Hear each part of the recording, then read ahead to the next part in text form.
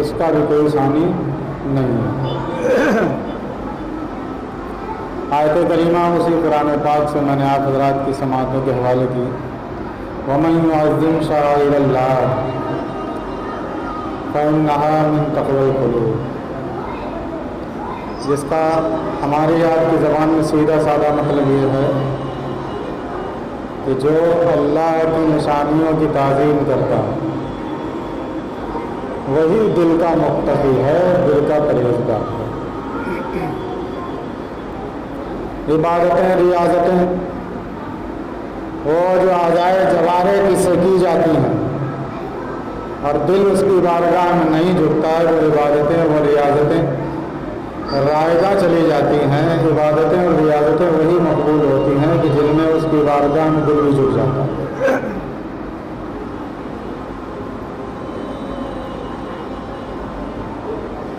اور دل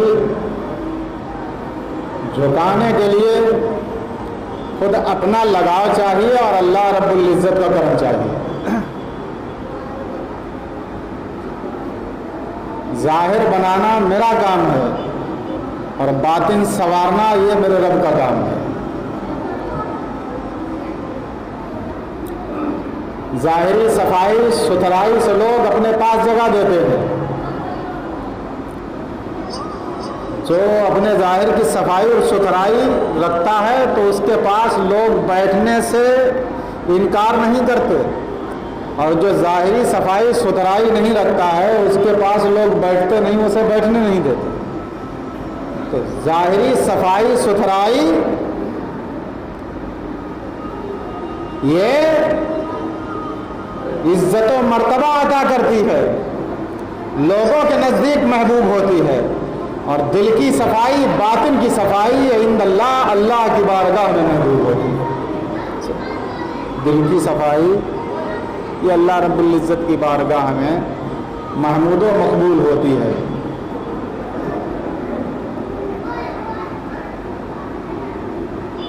کسی دانا نے کیا ہی خوب کہا ہے، با ادب با نصیب اور بے ادب کم نصیب۔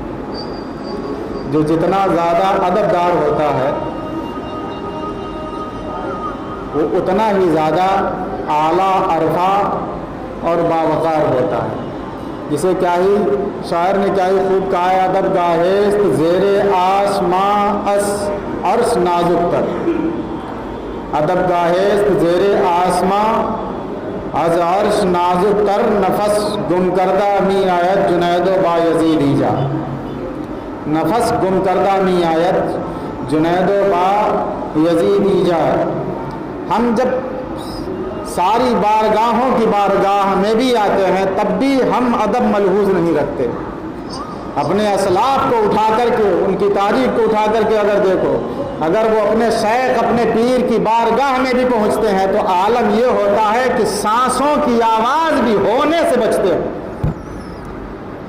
کہیں ایسا نہ ہو کہ شیخ کی بارگاہ کی گستاخی ہو جائے، شیخ کی بارگاہ میں بے ادبی ہو جائے۔ ادب گاہے زیر آسماں، آسماں کے نیچے ادب ایک ایسی جگہ ہے، از عرش نازک تر، جو عرش سے بھی نازک ہے۔ نفس گم کردہ می آیت، نفس کہتے ہیں سانس کو، نفس گم کردہ می آیت جنید و با یزید ایجا۔ جنید اور با یزید جیسے اللہ والے مردان خدا بھی جب اپنے شیوخ کی بارگاہ میں پہنچتے ہیں تو ادب ایسا بجا لاتے ہیں کہ سانسوں کی بھی آواز کو شیخ کی بارگاہ میں بے ادبی سے بچتے ہیں۔ نفس گم کردہ نہیں آیا جنید و با یزید ایجا۔ خوف میں بھی ادب ہوتا ہے، توجہ دیں، خوف میں ادب ہوتا ہے، اور جب محبت میں بھی ادب ہوتا ہے۔ لیکن خوف اور ادب میں فرق کیا ہے؟ خوف اور تعظیم میں فرق کیا ہے؟ خوف کے ذریعے سے جو ادب کرتا ہے اس میں نفرت ہوتی ہے، اور جو تعظیم کرتا ہے، ادب کرتا ہے، اس میں محبت ہوتی ہے۔ خوف کے ذریعے سے جو ادب آتا ہے اس میں نفرت ہوتی ہے، اور جو کسی کے اخلاق اور اس کے افعال، اس کے کردار اور اس کی عادات، اس کی محاسن حسنہ دیکھ کر کے جو حضرات گرامی ادب پیدا ہوتا ہوتا ہے، اس میں محبت ہوتی ہے، الفت ہوتی ہے، لگاؤ ہوتا ہے. اس کی مثال یوں سمجھ لیجیے. تو خوف میں بھی ادب ہے، لیکن دونوں میں کتنا بڑا فرق ہے. ایک یہ ہے کہ ڈرتا ہے، ادب کرتا ہے، اس میں نفرت ہے. بیٹا راستے میں جو ہے کیا مکاریاں کر رہا، باپ گزرا، ارے ابا حضور آ رہے ذرا ہٹو، اور ابا حضور ہٹے تو پھر جو ہے کیا پھر اسی میں ڈٹے. تو وہاں کیا تھا؟ خوف تھا. خوف نے ادب پیدا کر دیا.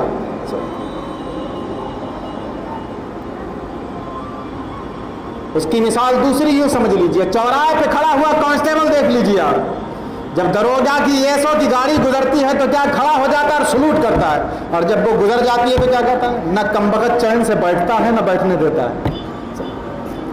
ادب کیا، لیکن اس ادب میں کیا تھا؟ نفرت تھی. تعظیم تو کی اس نے کھڑے ہو کر کے، لیکن اس میں نفرت تھی. اور جو ادب، اخلاق، کردار، علم، رفتار و گفتار سے جو ادب پیدا ہوتا ہے اس میں محبت ہوتی ہے، اور جس ادب میں محبت ہوتی ہے وہی ادب کارگر ہوتا ہے. اور جس ادب میں جو ہے کیا، جو ادب خوف کی وجہ سے آتا ہے، جس میں نفرت ہوتی ہے، وہ ادب کارگر نہیں ہوتا، اور نہ ہی اس کا کوئی صلہ ملتا ہے، اور نہ ہی اس کا کوئی بدلہ ملتا ہے. وَمَن يُعَظِّمْ شَعَائِرَ اللَّهِ، جو اللہ کی نشانیوں کی تعظیم کرتا ہے، جس نے اللہ کی نشانیوں کی تعظیم کی، وہ دل کا متقی ہے. تو ادب دل سے ہوتا ہے، اور جب دل آدمی کا سنور جاتا ہے تو ہاتھ الگ سنور جاتے ہیں، نگاہیں الگ سنور جاتی ہیں، قدم الگ سنور جاتے ہیں، زبان الگ سنور جاتی ہے. جب دل میں ادب گھس جاتا ہے، جب دل میں تعظیم گھس جاتی ہے. اعلیٰ حضرت عظیم البرکت مجدد دین و ملت امام احمد رضا خان فاضل بریلوی رحمۃ اللہ تعالی علیہ نے فرمایا، تعظیم بھی کرتا ہے نجدی تو مرے دل سے. ارے تعظیم کے لیے بھی کھڑے بھی ہو جاتے ہیں میاں، ویسے تو بڑا نکیر کرتے ہیں، مولویوں نے اپنے مذہب بنا رکھے معاذ اللہ رب العالمین، لیکن سماج کو دیکھ کر کے کھڑے ہو جاتے ہیں. اگر سماج میں نہیں کھڑے ہوئے تو سمجھ لو کل کو یہ بائیکاٹ کہیں کر دیے تو میرے تو جنازے میں بھی کوئی شریک نہیں. تو سماج کو دیکھ کر کے کھڑے ہو جاتے ہیں. آج سلام بھی پڑھ لیں گے، آج نیاز فاتحہ بھی کرا لیں. کیوں؟ سماج کو دیکھ کر کے. ان کے دلوں میں سلام نہیں ہے، ان کے دلوں میں ادب نہیں ہے محمد مصطفیٰ کا، ان کے دلوں میں سرکار کی تعظیم نہیں ہے. کیوں؟ وہ سماج کو دیکھ کر کے کھڑے ہو گئے. تو یہ جو ادب ہے اس میں نفرت ہے، وہ زبردستی کر رہا ہے.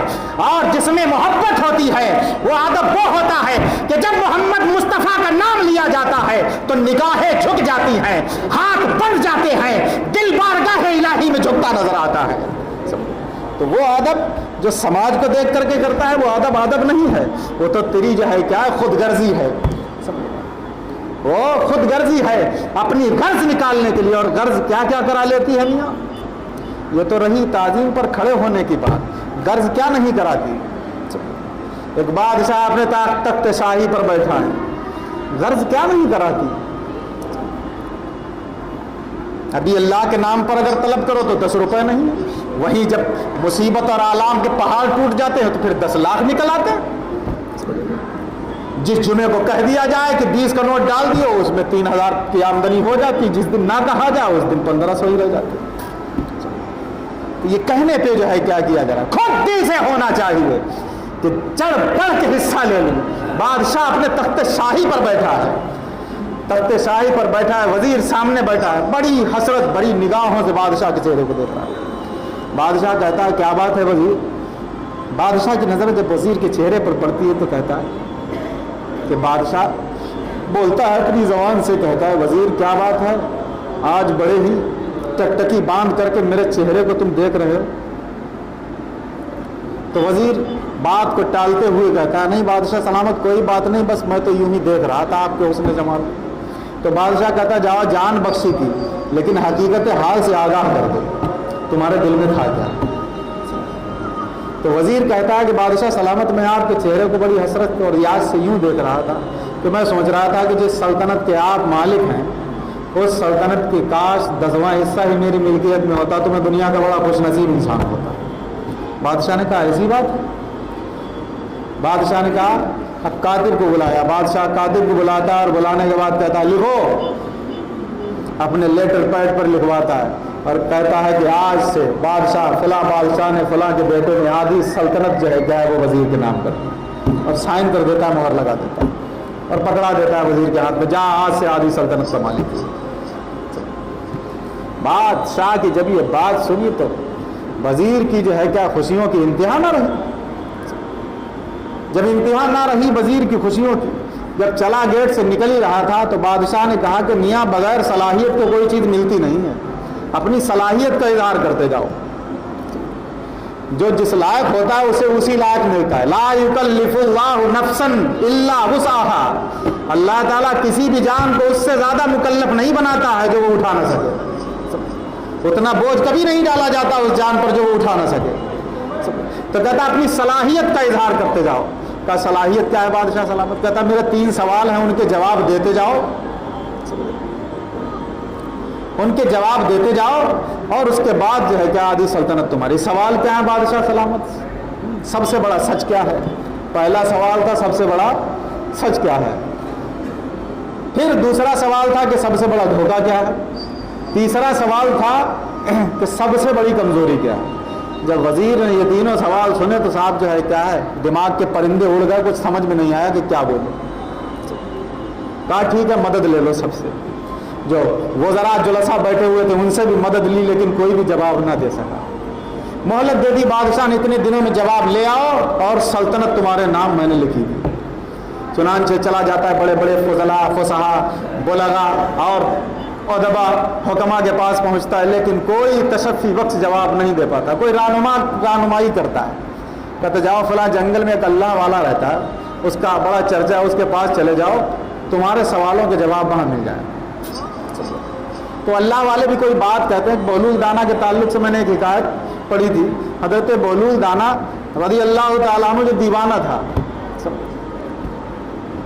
آپ جو ہے کیا ہے حضرت جنید بغدادی رحمۃ اللہ تعالیٰ علیہ آپ کی بارگاہ میں پہنچتے ہیں، ادب سے کھڑے ہو جاتے ہیں اور کچھ سوال کرتے ہیں تو آپ کہتے ہیں کیا تمہیں کھانے کا طریقہ پتہ ہے؟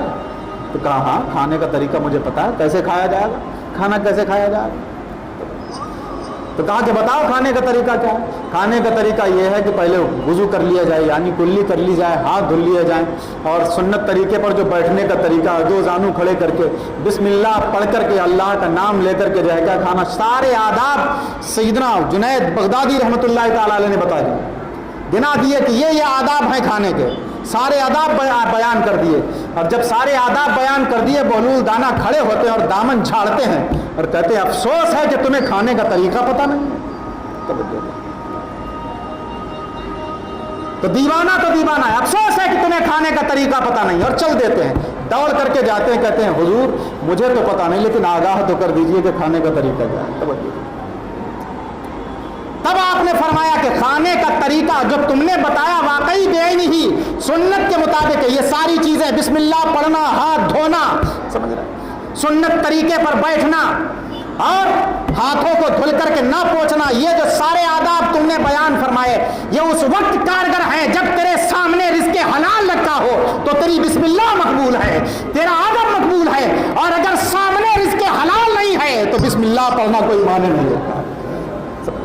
بسم اللہ پڑھنے کا کوئی معنی نہیں ہے، اگر رزق حلال تیرے سامنے نہ آیا تو بسم اللہ پڑھنے کو کوئی۔ تو کھانا کھانے کا طریقہ یہ ہے کہ رزق حلال تیرے سامنے آ جائے، بسم اللہ پڑھ لیے تو استحباب ادا ہو جائے گا، اور نہیں بھی پڑھا تو کوئی گناہ سرزد نہیں ہوگا۔ تو اللہ والے کی بارگاہ میں پہنچتا کہتا ہمارے کچھ سوال ہیں، ہم شش و پنج میں پڑھے ہوئے اگر جواب نہ دے پائے تو بادشاہ گردن کلک کرتے ہیں۔ کیا سوال ہیں؟ سوال اور جواب یہ ہے کہ سوال میرا یہ ہے کہ سب سے بڑا سچ کیا ہے؟ تو وہ خدا رسیدہ کہتا ہے سب سے بڑا سچ یہی ہے کہ آدمی کی موت جو ہے کیا ہے، وہ موت سب سے بڑا سچ ہے، اور موت ہر جاندار کو آنا ہے جس میں کسی نے آج تک انکار نہیں کیا، چاہے وہ تحریہ ہو، ناستک ہو، قادیانی ہو، چکڑالوی ہو، سنی ہو، وہابی ہو، دیوبندی ہو، اور چاہے کسی مذہب کا ماننے والا ہو، موت کا انکار آج تک کسی نے نہیں کیا۔ جس کی سچائی سے کوئی اپنا دامن بچا نہیں سکا، کا موت سب سے، تو دھوکہ کیا ہے سب سے بڑا؟ کا دھوکہ سب سے بڑا تیری زندگی ہے۔ اسے سوچ کر کے میں یہ بنا لوں، یہ پلاٹ خرید لوں، یہ مکان بنا لوں، یہ بلڈنگ تیار کر لوں، اور دھوکے میں ہے پتہ نہیں کہ کل تیرا ہے یا نہیں ہے۔ اگلی سانس آنے والی ہے وہ ہے یا نہیں ہے، یہ سب دھوکے میں چل رہا ہے۔ کہا کہ تیسرا سوال میرا یہ ہے سب سے بڑی کمزوری کیا ہے؟ تو کہا کہ جاؤ وہ میرے دروازے پر کتا بنا ہے، اس کے سامنے دودھ کا پیالہ رکھا اس میں دودھ ہے، جاؤ وہ دودھ اٹھا کر کے پی لو اور تیسرے سوال کا جواب لے لو۔ ارے وزیر دیکھتا ہے کتے کو دودھ پیتے ہوئے دیکھا اسی پیالے میں، اور حضور کہتا ہے وہی دودھ پی جاؤ، کہتا ہے کچھ اور کام کرا لیجیے، کتے کا دودھ جھوٹا دودھ پلائیں گے مجھ کو، میں کتے کا جھوٹا دودھ کیسے پیوں گا، کچھ اور کرا لیجیے۔ خدا مرد خدا کہتا ہے شرط یہی ہے کہ کتے کا جھوٹا دودھ پی لو اور سوال کا جواب لے لو۔ چنانچہ جاتا ہے، اس کے سامنے سے دودھ کا پیالہ اٹھاتا ہے، آنکھیں بند کرتا ہے اور پی جاتا ہے، اور پینے کے بعد وہ خدا رسیدہ اپنی جھوپڑی سے باہر نکلتا ہے اور فرماتا ہے یہی ہے سب سے بڑی کمزوری۔ توجہ دے، کیا کہا؟ یہی ہے سب سے بڑی کمزوری۔ کیا ہے سب سے بڑی کمزوری؟ کہا سب سے بڑی کمزوری انسان کی اپنی غرض ہوتی ہے جو اسے کتے کا جھوٹا دودھ پینے پر بھی مجبور کر دیتی ہے۔ جب اپنی غرض پھنستی ہے